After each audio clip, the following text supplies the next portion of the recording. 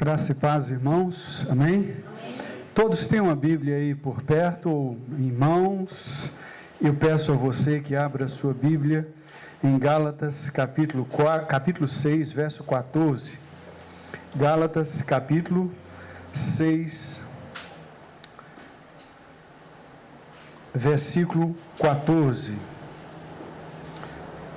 Nós estamos já caminhando em direção ao Natal, que é, sem dúvida, uma das principais, muito obrigado, uma das principais comemorações de um dos principais eventos do cristianismo, que é a encarnação de Cristo, a vinda de Cristo.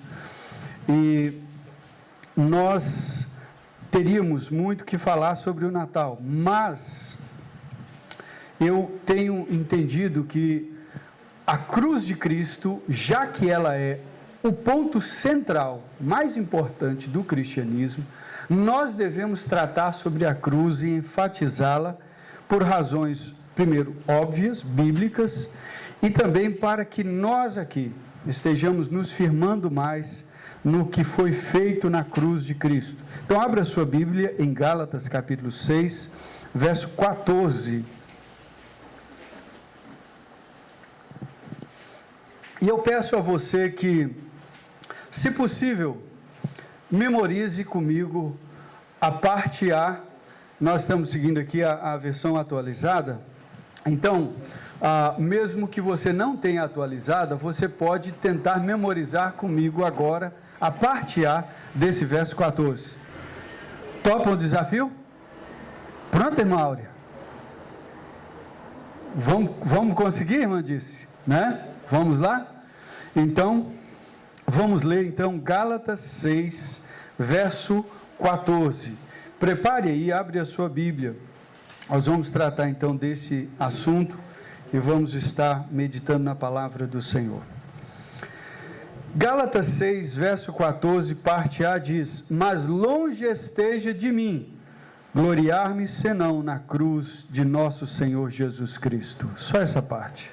Mas longe esteja de mim gloriar-me senão na cruz de nosso Senhor Jesus Cristo.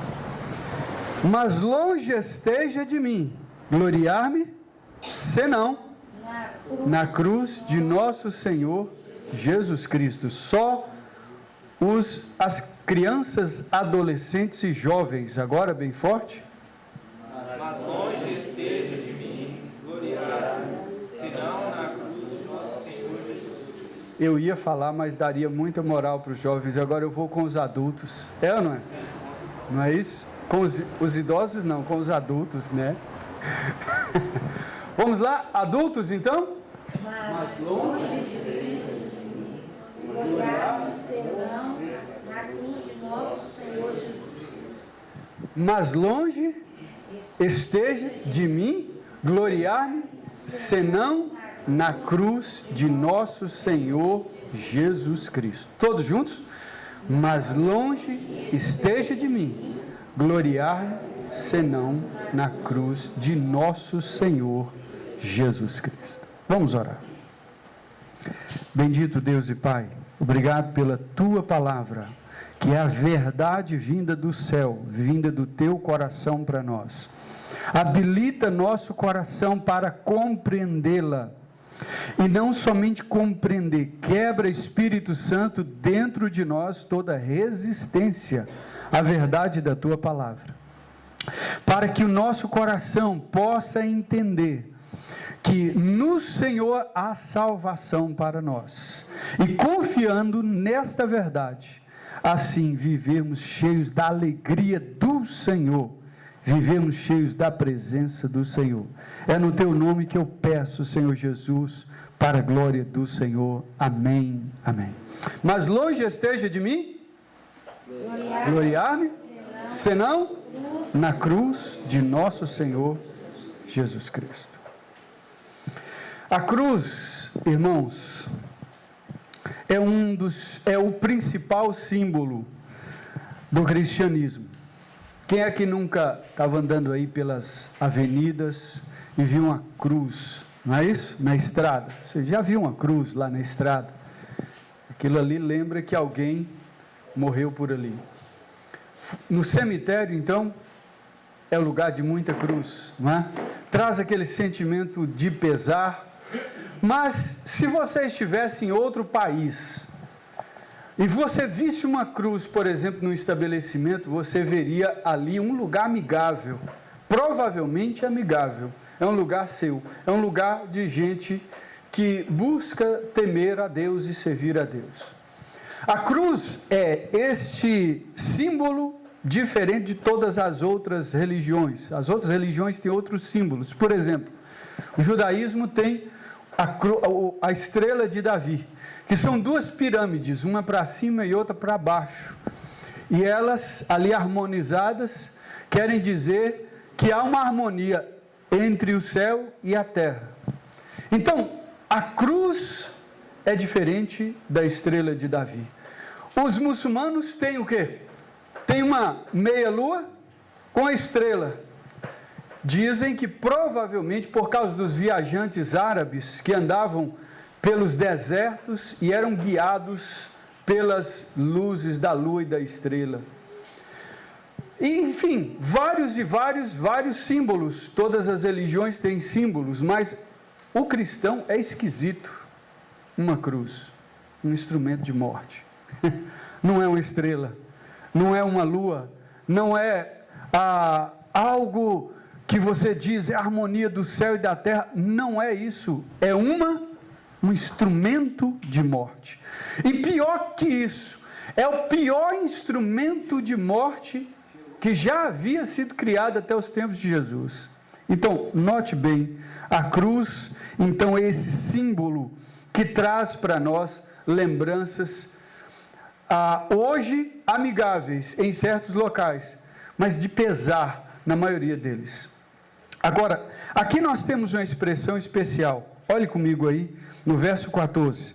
Eu estou evitando colocar os textos ali para que você consulte a sua Bíblia, para que a gente esteja exercitando na própria Bíblia. Paulo diz: mais longe esteja de mim gloriar-me, senão o quê?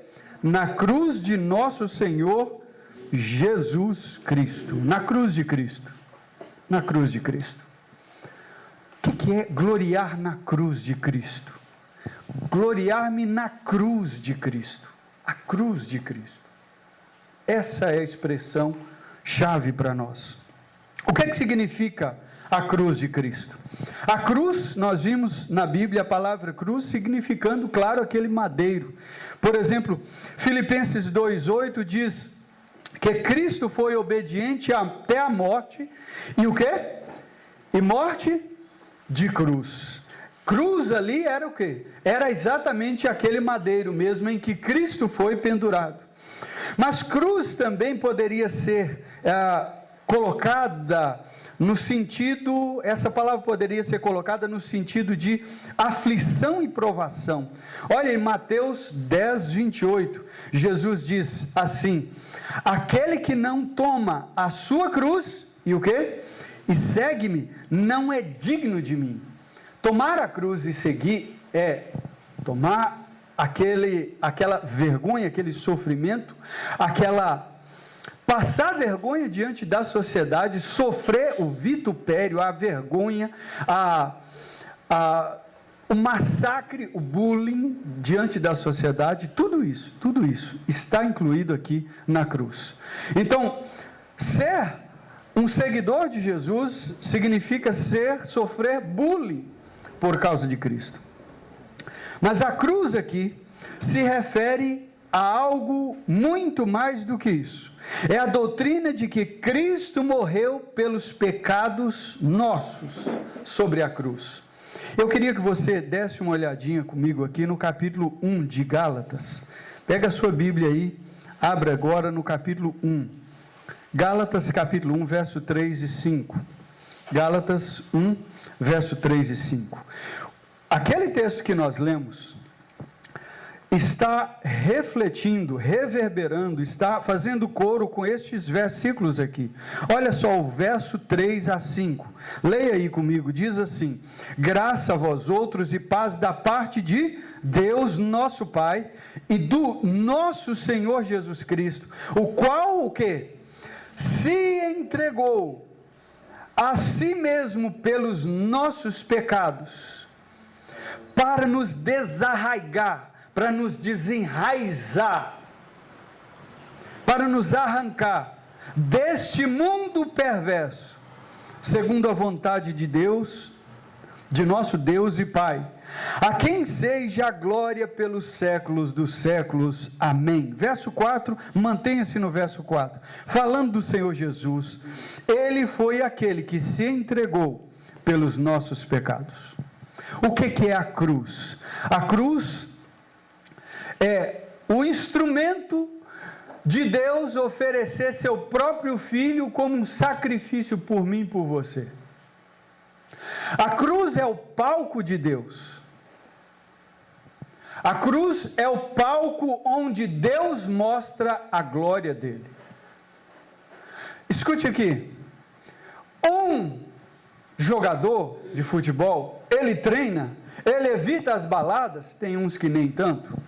Ele evita certos tipos de comida, ele se mantém ali disciplinado para chegar no momento da partida, fazer o quê? Uma boa partida e mostrar que ele é bom, é ou não é? E depois obter a vitória e todo mundo sai aplaudindo aquele Neymar, aquele outro, né? Dos alemães nós não vamos falar, porque dos alemães não trazem boas lembranças para nós brasileiros, né? Mas o pintor, ele trabalha muito tempo, ele se esmera para chegar no momento dele, ele fazer aquele quadro lindo. A costureira, as pessoas, os melhores profissionais, eles têm a sua glória quando ele apresenta ali o fruto do seu trabalho. E ali é o palco dele. O cantor, ele treina. O instrumentista, ele vai treinar. Se ele é um violonista, ele tem que pegar escalas, não sei quantas escalas, vários arpejos, vários acordes, várias batidas, vários ritmos, e vai treinando, 12 horas às vezes, sem parar. Tem instrumentistas para chegar lá no palco e apresentar o seu trabalho impecável e ganhar os aplausos. Onde é que Cristo apresentou a sua peça? Onde é que Deus apresentou a sua arte final? Numa cruz. O lugar que você jamais encontraria Deus, o lugar que as pessoas jamais querem encontrar Deus, é numa cruz. É por isso que as pessoas não encontram Deus, porque elas buscam em todos os lugares, menos numa cruz. A cruz é instrumento de vergonha. Até Constantino, o imperador Constantino, no IV século, a cruz ainda era instrumento de morte dos mais horríveis. E as pessoas que ouviam falar cruz em grego, stauros, eles ouviam falar esta palavra, eles tinham arrepios. É como as pessoas, há algum tempo atrás, quando falava câncer, já viu a pessoa falando câncer? Não, aquela palavra, ela não fala nem o nome, porque elas têm um sentimento de algo que é horrível, e assim eles viviam. Mas o cristianismo não nasce nem com estrela, nem com lua, nem em símbolo nenhum. Ele sobrevive e mostra que é a cruz, o mais vergonhoso dos instrumentos, se tornou o símbolo de vitória do cristão. Paulo diz em 1 Coríntios 1, 23, se você mantiver a sua Bíblia aí aberta em Gálatas, depois você pode conferir, em 1 Coríntios 1, 23, Paulo está dizendo algo importante aqui em 1 Coríntios 1, 23, onde ele fala mais sobre a cruz. Ele diz assim, o verso 23, mas nós pregamos a Cristo crucificado, escândalo para os judeus, loucura para os gentios, loucura para os gregos. A cruz é escândalo para os judeus, e loucura para os gentios. O mundo inteiro detestava a cruz. O cristianismo nasceu, ao contrário do que muita gente pensa, que o cristianismo foi feito uma religião universal pela mão dos políticos. O cristianismo foi feito universal pelo poder estranho de Deus de escolher as coisas loucas e escandalosamente fracas, deterioradas, para colocar o poder dele nelas e fazer o nome dele crescer em coisas simples e humildes. É por isso que aqui em 1 Coríntios, se você continuar lá pelo verso 26 a 29, Paulo diz assim: olha para vocês verem, dentro do chamado que Deus fez a vocês, vocês não têm muitos doutores, muitas pessoas especializadas em muitas coisas, são poucos. Sabe por quê? Porque Deus chamou pessoas fracas. Você não é muito forte, mas Deus te chamou. Você não é muito visto na sociedade, mas Deus te chamou, porque Deus escolhe, Ele chama você para a vida cristã, e Ele te dá poder para isso, amém? Cristo crucificado. O que é que significa então a cruz de Cristo aqui? Significa aquilo que Cristo fez na cruz do Calvário. E o que é que Cristo fez na cruz do Calvário? Ele pagou o preço dos meus pecados e dos seus pecados na cruz. Guarde isso aqui no seu coração. O que é que Cristo fez? Ele pagou a conta dos seus e dos meus pecados naquela cruz. Foi isso que nós lemos aqui em Gálatas 1, verso 3. Volte em Gálatas capítulo 6, verso 14, e vamos ler a parte que nós memorizamos. Mas longe esteja de mim, o quê? Gloriar-me, senão na cruz de nosso Senhor Jesus Cristo. Vamos aprender aqui pelo menos 3 lições rapidamente. 3 lições, guarde aí comigo. Primeira lição: a cruz de Cristo é eficiente. A cruz de Cristo é eficiente. Ela é eficaz. Todas as religiões do mundo, irmãos, são unânimes, elas estão juntas numa coisa, todas, sem exceção. O homem tem um problema, o ser humano tem um problema, e é grave. Em qualquer religião que você for no mundo, todas elas lidam com essa questão. O ser humano tem um problema. Ele depende de algo ou de alguém, nós não sabemos, mas ele não consegue resolver o seu problema espiritual. Se o seu problema espiritual, por exemplo, a questão da moralidade, quem consegue ter uma vida exemplar do início ao fim, perfeita do início ao fim? Ninguém sabe, ninguém consegue. Então as religiões todas, do mundo inteiro, todas elas, lidando com esse problema, que as outras áreas, como a ciência, nem pensa em passar por ela. A filosofia vive quebrando a cabeça até hoje, nunca encontrou e não vai encontrar respostas. E nenhuma outra área, nada pode trazer respostas. Então as religiões, resolvem fazer o seguinte: apresentar muitas soluções para esse problema. Então, algumas dizem assim: o que você precisa é meditar. Então você entra lá dentro do seu quarto, ok? E em posição de meditação, existem inúmeras posições de meditação. Você pode ficar até na ponta do pé assim, meditando. Se você conseguir equilibrar. E você vai meditando. Outras dizem: não é isso, é comida. A comida, você tem que melhorar a sua comida. Tem certos alimentos que prejudicam o seu corpo, e prejudicando o seu corpo, prejudica a sua psique, e prejudicando a sua psicologia, a sua alma, vai prejudicar a sua vida espiritual. Então você tem que mudar seu cardápio, a comida. E outros dizem: não é a comida, é roupa. Outros dizem: não é a roupa o problema. E enfim, elas inventam inúmeras soluções, e você vai fazendo listas e mais listas e mais listas. Como é que eu faço? Até o judaísmo antigo, que tinha 603 mandamentos, Já imaginou você memorizar 603 mandamentos e tentar cumpri-los um por um no seu dia a dia? E você precisa resolver esse problema. Como é que você faz?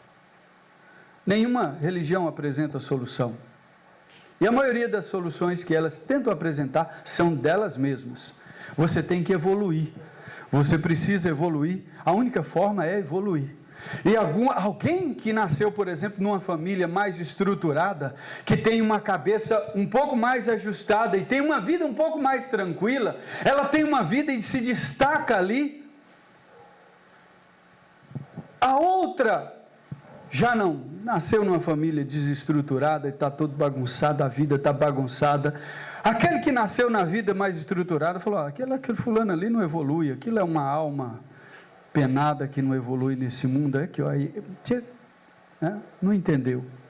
E elas vivem assim, competindo moralidades uma com as outras. No cristianismo não tem moralidade, porque foi tudo encravado numa cruz em Cristo Jesus. Agora, a cruz é suficiente, porque Paulo diz duas coisas importantes aí nesse texto. Acompanhe comigo, verso 14. Acompanhe aí, leia comigo. Volte para a sua Bíblia na leitura. Vamos lá? Ele diz: mais longe esteja de mim gloriar-me, senão na cruz de nosso Senhor Jesus Cristo. Agora ele diz o quê? Pela qual o mundo está crucificado para mim e eu para o mundo.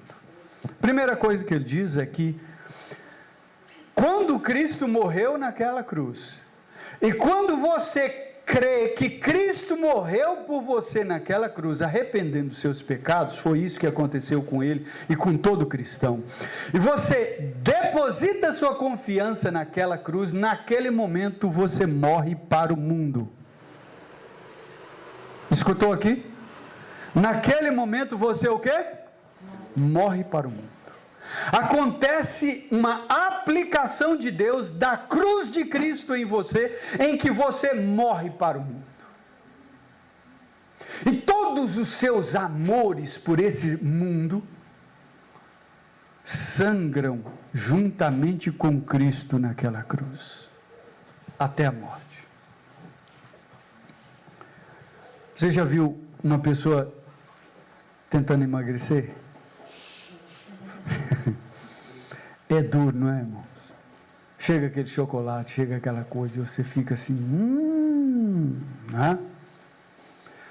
Às vezes nós não conseguimos nem uma dieta, nem, né? Imagine as paixões mais profundas da carne que vem na nossa vida. Como nós vamos ficar livres dela? Vamos começar fazendo exercícios. Vamos fazer exercício seguinte: eu vou fazer meditação, eu vou fazer isso, eu vou fazer aquilo, eu vou fazer aquilo. No cristianismo, não. Tudo começa assim. Entrega seu coração a Cristo Jesus, entrega sua vida a Cristo Jesus, confia nele. Deixa ele aplicar a cruz dele no seu coração, e as suas paixões por esse mundo vai morrer. Sabe por que morre? Porque não há nada mais belo para a sua alma do que a cruz de Cristo, a vergonha que o mundo todo rejeita. Quando a sua alma vê o que Cristo fez naquela cruz, ela se encanta de tal maneira, que tudo mais perde o sentido. Tudo mais. Não que eles percam o sentido a tal ponto de você desprezá-los totalmente, como por exemplo a família. Não, a família ganha o real sentido, mas está longe de estar no lugar de Cristo. Irmãos, a cruz de Cristo é tão bela, que ela crucifica o nosso coração para este mundo, de forma que o nosso coração já não volta mais para esse mundo. Você não tem mais aquele negócio de estou voltando agora para o mundo porque a igreja não deu certo. Sabe por que muita gente volta para o mundo porque na igreja não deu certo? Porque eles foram na igreja e só viram a igreja, mas não viram Cristo Jesus. e este crucificado. Quando você vê Cristo Jesus, quando Ele toca no seu coração, nada mais é tão sublime como Ele. Amém? Segunda coisa que ele diz aí, verso 15. Pois nem a circuncisão é coisa alguma, nem a incircuncisão, mas o ser nova criatura. A nova criatura é a seguinte: você perdeu agora todas as paixões, as concupiscências, os desejos avassaladores dentro do seu coração, destruidores dentro do seu coração, que levava você para o mundo, mas agora você tem um desejo tão forte de estar na presença de Deus, adorando a Deus, desfrutando da presença dEle, da amizade de Cristo, da beleza de Cristo, que seu coração nasceu de novo, nasceu para Cristo agora. Amém? Os judeus queriam fazer o seguinte: não, nós temos que circuncidar, mas Paulo diz, na cruz o coração nasce de novo.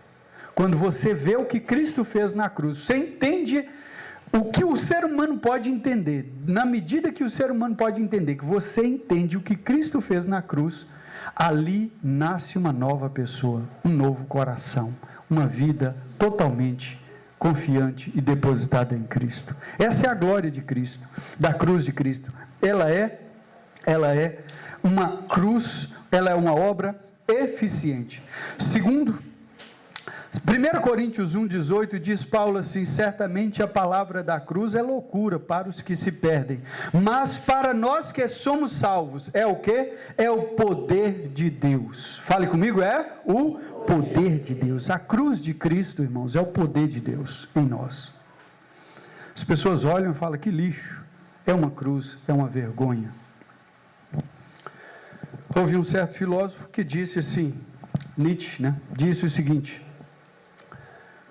Cristo é um homem totalmente perdedor, colocando aqui nas nossas palavras, um frustrado, porque ele começou uma obra, juntou 12 discípulos, ele morreu na mais vergonhosa situação, pobre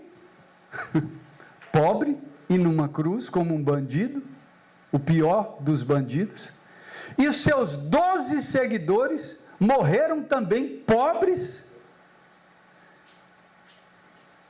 e nas mortes mais piores, crucificado de cabeça para baixo, apedrejado, das coisas mais difíceis, pobres e dessa maneira. Portanto, na visão dele, Cristo foi o pior perdedor, mas lá está a glória de Cristo, a glória de Deus é naquela cruz. Amém? Segundo lugar, a cruz é suficiente. O que é que Paulo nos diz então? Mas longe de mim gloriar-me, senão na cruz de nosso Senhor Jesus Cristo. Qual era o problema dos Gálatas? Olha aí, Gálatas 3, verso 1.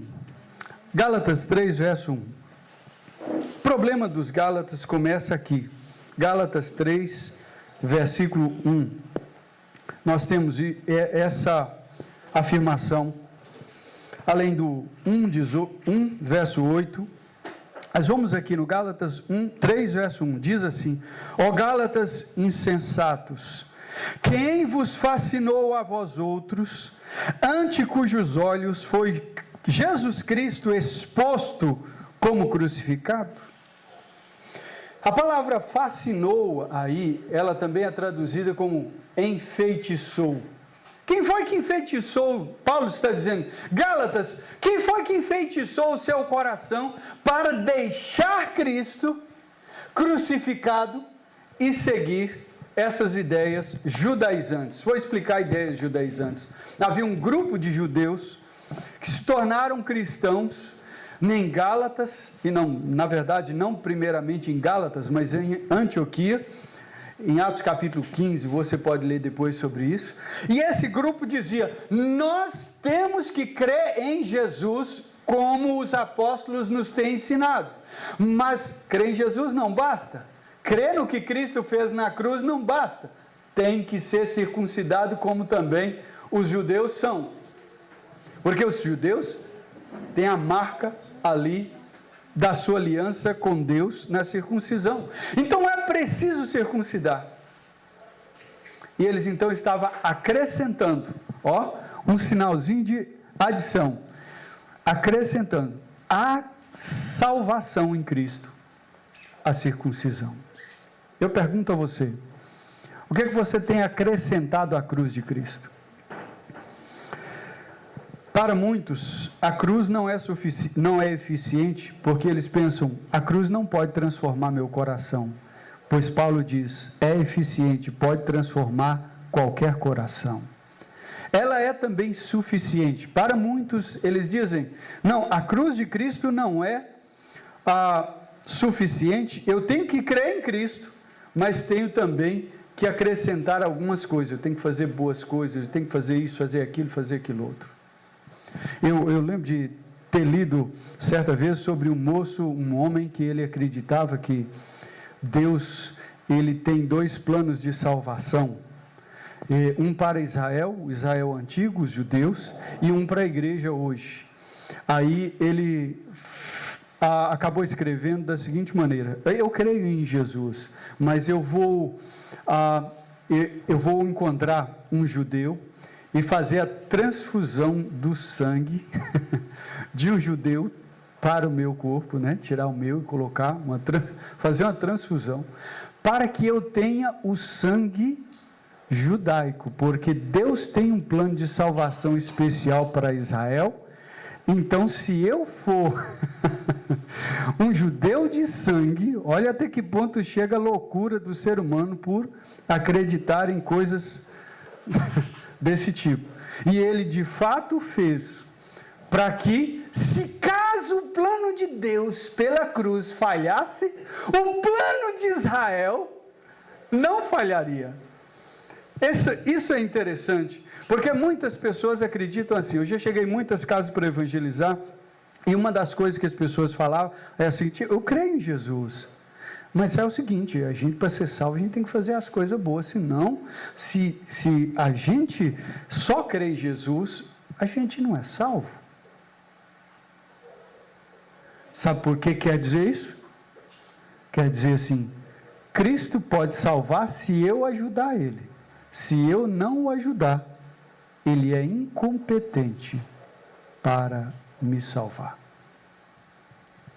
E Paulo diz, eu não tenho vantagem nenhuma, em nenhum lugar, em nenhuma coisa, a não ser na cruz de Cristo. Nada mais.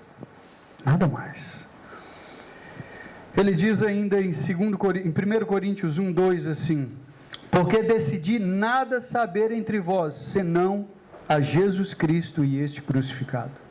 Paulo, que era poliglota, falava muitas línguas, tinha uma cultura vastíssima, tanto a cultura grega quanto a cultura judaica, formado aos pés de Gamaliel, o maior pensador judeu da época e um dos maiores do mundo do seu tempo. Tendo uma cultura de uma pessoa que viajava e de pais que tinha conhecimento extremo, ele podia falar sobre filosofia, ele discutia sobre filosofia com os estoicos, com os epicureus. Ele fez isso em Atos capítulo 17, quando nós lemos lá que ele chega em Atenas e ele discute com os maiores filósofos da sua época e põe eles de queixo caído. E ele discute, ele tem capacidade de falar tanta coisa, mas ele chega em Atenas, ele chega em Corinto, uma cidade de cultura, de grande cultura, uma cidade onde tinha vias vindas de todo lugar, onde toda gente de todos os lugares passavam por ali, por Corinto. Ele chega ali para falar naquela cidade de gente de alta cultura, e ele diz, eu não preguei aí, eu decidi que eu não ia pregar aí nada além de Cristo crucificado. É muito simples, basta pregar Cristo e este crucificado. Você entende o que Paulo está dizendo? Ele está dizendo, para você ser salvo, você não precisa de filosofia, você não precisa de religiões, você não precisa de absolutamente nada além da cruz de Cristo Jesus. Filipenses capítulo 3, verso 8, ele diz assim, em Filipenses capítulo 3, verso 8, sim, deveras considero tudo como perda por causa da sublimidade do conhecimento de Cristo Jesus, a sublimidade do conhecimento de Cristo Jesus, meu Senhor, por amor do qual perdi todas as coisas e as considero como refúgio. Refúgio aí é esterco mesmo, esterco, para ganhar a Cristo. Como é que um homem cheio de alta cultura pode abandonar, ou no sentido de, não abandonar no sentido de não quero mais saber, ele continuava estudando, ele continuava tratando de todas as coisas, mas considerando como sublime apenas o quê? A cruz de Cristo. É porque nada há de mais especial que a cruz. Por fim, eu quero afirmar que a cruz, com base nesse versículo de Gálatas 6, verso 14, que a cruz é crucial. A cruz é crucial. É claro que é como chover no molhado, mas vocês vão entender que não. Paulo diz o quê? Mas longe esteja de mim gloriar-me, senão na cruz de nosso Senhor Jesus Cristo, pelo qual o mundo inteiro está crucificado para mim e eu para o mundo. A mensagem da cruz deve ser o tema principal e abundante de toda a igreja. Toda a igreja de Cristo. É por isso que ela é crucial. A palavra crucial só surgiu depois que a cruz se tornou símbolo cristão, exatamente porque a cruz é o centro. Ou, em outras palavras, a cruz é central na igreja. Deve ser central na igreja. Ele diz aos coríntios, como eu já li, mas porque tanto os judeus pedem sinal, como os gregos buscam sabedoria, mas nós pregamos a Cristo crucificado, escândalo para os judeus, loucura para os gentios. Por que Paulo decidiu isso? Eu quero ler um texto aqui, e eu quero pedir a você que acompanhe ali comigo a leitura, de um bispo anglicano, que foi um servo do Senhor, que trouxe para nós preciosos ensinamentos. Eu quero que você preste atenção nesse texto. Acompanhe comigo. Ele diz assim: leitor, enquanto você viver, tome cuidado com uma religião na qual não se ouve muito da cruz. Tome cuidado com uma religião na qual não se ouve muito da cruz. Você vive, e ele há mais de século aqui atrás. Mas olha só, ele escreveu isso há muito tempo atrás. Mas olha só, você vive em tempos nos quais a cautela, lamentavelmente, é necessária. Cuidado, eu repito, com uma religião, o quê? Sem a cruz. Há centenas de lugares de adoração nesses dias, para nós hoje é milhares, né? Nos quais se encontra quase todas as coisas, exceto a cruz. Há carvalhos gravados e pedras esculpidas, há vidros coloridos e pinturas esplêndidas. Há serviços solenes e uma constante série de ordenanças. Faça isso, faça aquilo, certo? Mas a cruz real de Cristo não há. Jesus crucificado não é proclamado no púlpito. O Cordeiro de Deus não é exaltado e a salvação mediante a fé nele não é livremente proclamada. E por conseguinte, todos estes lugares estão em erro. Estão em erro. Leitor, acautele-se de tais lugares de adoração. Eles não são apostólicos, não são dos apóstolos de Cristo. Eles não haveriam de satisfazer a Paulo, o apóstolo Paulo, a milhares de livros religiosos publicados odiernamente nos tempos de hoje, nos quais se acham quase todas as coisas, exceto a cruz. Eles são plenos de direcionamentos sobre os sacramentos e louvores da igreja. Hoje em dia nós poderíamos colocar sobre prosperidade, cura e outras coisas. Eles abundam em exortações para a vida santa e em regras para consecução da perfeição. Eles apresentam fartura de fontes e cruzes, tanto interna quanto externa. Mas a cruz real de Cristo é deixada de fora. O Salvador e seu amor agonizante tampouco são mencionados, ou são de modo anti-escriturístico. E por conseguinte, todos estes livros são piores do que imprestáveis. Eles são não apostólicos. Eles jamais satisfariam a Paulo. Agora, eu quero encerrar essa parte falando para você o seguinte: a igreja tem que ter a cruz como centro da sua vida e da sua fé. Uma das maiores tristezas, eu creio que está gravando, você pode deixar gravado, se alguém da internet ver, ouvir, né? Não tem problema nenhum. Mas uma das minhas maiores tristezas aqui em Morada é porque toda semana eu saio para pregar o evangelho numa casa e eu prego a mensagem da cruz. Eu não gasto pregando mensagem de prosperidade, nem de cura, nem de motivação, como se o evangelho fosse aqueles livrinhos que você encontra na rodoviária de autoajuda, sabe? Aí você chega e dá uma motivada, uma animada na pessoa, e a pessoa fica animada e ela fica ali em casa e diz: que bênção que foi a visita, e eu vou naquela igreja porque eu vou ser animado. Ele chega na igreja e ele recebe outra mensagem de autoajuda, e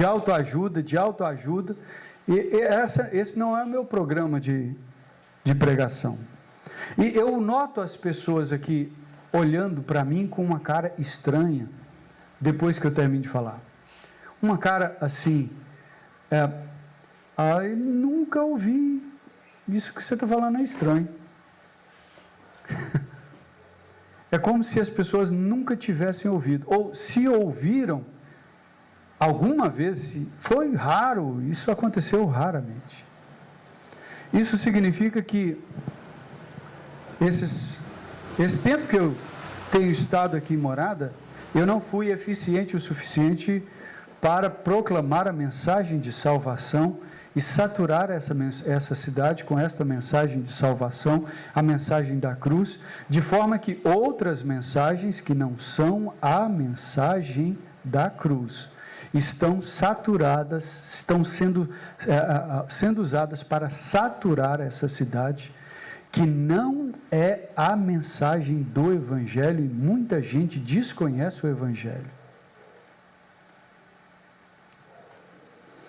E quando a gente prega o Evangelho, a mensagem da cruz, especialmente, nós estamos falando de uma solução cósmica. A cruz é a solução cósmica de Deus para a humanidade e para o cosmos, para tudo que existe. Em Cristo, Deus fará convergir todas as coisas que existem neste planeta e fora dele. Diz Efésios, capítulo 2, não lembro o versículo, você pode ler tudo. E a cruz de Cristo está bem no centro disso tudo, onde Deus está reconciliando a sua vida e a minha vida com Deus. Cristo está fazendo isso. E tudo que nós lidamos e tocamos deve ser reconciliados por meio dessa obra maravilhosa. Mas enquanto isso, nós estamos pensando em como viver aqui de um modo que a gente saia do lixo e vá para o luxo.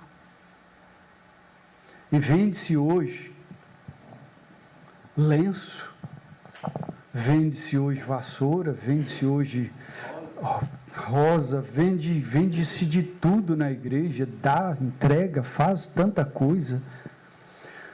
Antes da reforma, vendia-se pedaços da cruz de Cristo, vender tanto pedaço que alguém um dia falou assim, não está estranho não já passou da conta, já dá muito mais de não sei quantas mil cruzes, né? Tanto pedaço que a cruz de Cristo tinha que ser muito grande para dar tanto pedaço. Vendia-se de tudo e hoje vende também. Mas só vendia, o povo não conhecia a cruz de Cristo, o que Deus fez ali.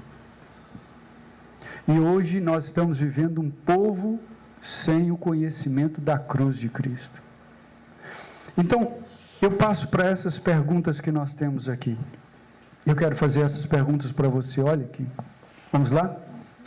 Qual o lugar da cruz de Cristo na sua vida hoje? Qual é o lugar da cruz de Cristo na sua vida hoje?